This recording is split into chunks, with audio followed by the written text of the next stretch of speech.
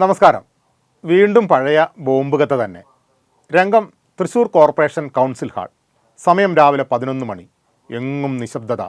അതാ നഗരപിതാവ് കടന്നു വരുന്നു. ഭരണപക്ഷ കൗൺസിലർമാരെ സംസാരിക്കാൻ ക്ഷണിക്കുന്നു. ഉന്തിൻ്റെ കൂടെ ഒരു തള്ളു കിട്ടിയ മാതിരി പ്രതിപക്ഷം ഇളകി വശാവുന്നു.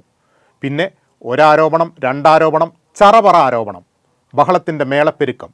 മേയറുടെ അജണ്ട വായിക്കൽ ചടങ്ങ്, ബെല്ലടി, യോഗം പിരിച്ചുവിടൽ. എല്ലാം ശുഭം.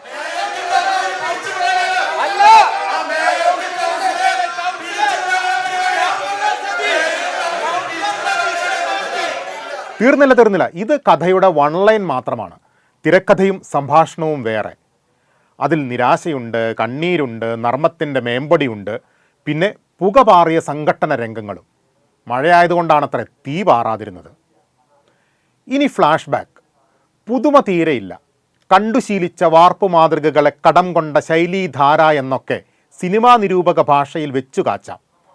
നഗരത്തിലെ അപകടാവസ്ഥയിലുള്ള കെട്ടിടങ്ങൾ തന്നെയാണ് കഥയുടെ കേന്ദ്രബിന്ദു. അവിടെ നിന്നിറങ്ങാൻ പ്രതിപക്ഷം കൂട്ടാക്കുന്നില്ല. ഒഴിപ്പിച്ചെടുക്കാൻ പലവിധ ക്രിയകൾ ഭരണപക്ഷം നോക്കി.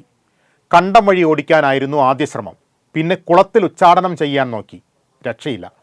എന്നാൽ പിന്നെ കൗൺസിൽ യോഗത്തിൻ്റെ കളത്തിലേക്ക് കൊണ്ടുവന്ന് അവിടെ വെച്ചാകാം പ്രയോഗമെന്ന് ഭരണമുന്നണിയിലെ മാന്ത്രികർ കണക്കുകൂട്ടി. മണിച്ചിത്ര താഴൊക്കെ കുറേ കണ്ടിട്ടുള്ളതിനാൽ ഡമ്മി പ്രയോഗം കണക്ക് കൂട്ടി വന്ന പ്രതിപക്ഷം പ്രധാന കാർമ്മികനായ മേയർക്ക് നേരെ തന്നെ വാളോങ്ങി. മേയറുടെ ഇരിപ്പിടം അവർ വളഞ്ഞു. മന്ത്രോച്ചാരണങ്ങൾ പോലെ മുദ്രാവാക്യം വിളികൾ ഉയർന്നു. കല്ലിന് കാറ്റ് പിടിച്ച പോലെ ഇരിക്കുന്ന മേയറെ കണ്ട കോൺഗ്രസ് കൗൺസിലർമാർക്ക് കലി കയറി. അരിശ മുഴുവൻ അജണ്ടയോടാണ് തീർത്തത്. കീറിയെറിഞ്ഞ കാര്യപരിപാടി കടലാസുകൾ വായുവിൽ നൃത്തം വെച്ചു. പൈപ്പിൽ വരുന്ന കലക്കവെള്ളം നിറച്ച കുപ്പികളുമായി BJP കൗൺസിലർമാരും രംഗം കളറാക്കി. ഇത്രയുമായിട്ടും സീനിൽ മുഖം കാണിക്കാൻ പോലും അവസരമില്ലാതെ നിരാശരായി ഇരിക്കുകയായിരുന്നു ഭരണപക്ഷ കൗൺസിലർമാർ. എന്നാൽ പിന്നെ തിരക്കഥയിലേക്ക് പുതിയ രംഗം എഴുതി ചേർക്കുക തന്നെ. വല്ലഭന് പുല്ലുമായുധം എന്നാണല്ലോ. കയ്യിൽ കിട്ടിയ സ്റ്റീൽ ഗ്ലാസുകൾ മുട്ടിയും ചില പ്രത്യേക ഏക്ഷനുകളും ശബ്ദങ്ങളും ഉണ്ടാക്കിയും ആവും വിധം അവരും ആടിത്തിമിർത്തു.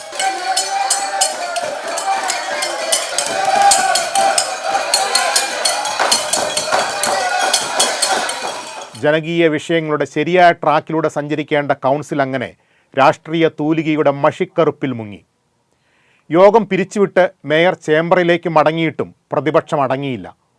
സമാന്തര കൗൺസിൽ ചേർന്നാണ് കോൺഗ്രസ് അംഗങ്ങൾ ആശ തീർത്തത്.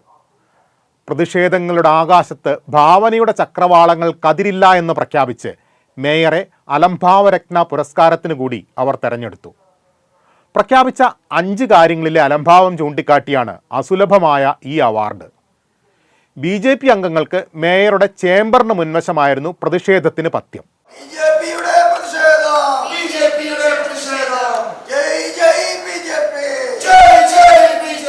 ഇരുമ്പ് മേൽക്കൂര വീണതും കെട്ടിടങ്ങളുടെ അപകടാവസ്ഥയും മാത്രം പറഞ്ഞാൽ തങ്ങളും കോൺഗ്രസ് ആകില്ലേ എന്ന സംശയത്തിൽ പൈപ്പിലെ വെള്ളം കൂടി കലക്കിയെടുത്താണ് BJPക്കാർ പ്രതിഷേധത്തിൻ്റെ ധാര കോരിയത്.